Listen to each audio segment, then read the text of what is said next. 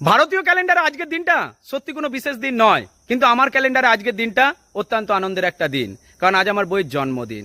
আজকে আমি দুটো মনের কথা বলবো। দেখুন, অনেকেই আমাকে এটাই বলে থাকে যে আমি নাকি বউ ভক্ত, আমি নাকি বইয়ের গোলাম। তবে কারোর মুখ থেকে এই কথাগুলো শুনে আমি কিন্তু কখনোই রাগ করিনি, বরং খুশি হয়েছি। তার কারণ আমি সারা জীবন ধরে বইয়ের গোলামি করতে চাই আর বউ ভক্তই হতে চাই। এই কথাটা কেন বললাম এবার একটু বুঝিয়ে বলি। দেখুন, আমাদের স্বামী স্ত্রীর সম্পর্ক প্রায় 17 বছরের, আর এই 17 বছর আগে যে সম্পর্কটা শুরু হয়েছিল আজও সেই ভালোবাসার বন্ধন একই রয়েছে। আমি আমার বউকে কতটা ভালোবাসি এটা আমি বলতে পারবো না, তবে আমার বউ সবটুকু দিয়ে আমাকে ভালোবাসে বলেই আমার জীবনটা সুন্দর হচ্ছে, এটা আমি জোর দিয়ে বলতে পারি।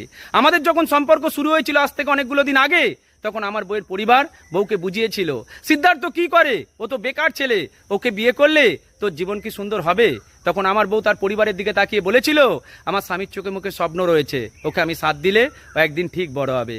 আমার বলতে ভীষণ ভালো লাগছে, আমার মা দিদি আমার জীবনটাকে যতটা সুন্দর করেছে, আমার বিয়ের পরে আমার বউ আমাকে ঠিক ততটাই সাথ দিয়েছে।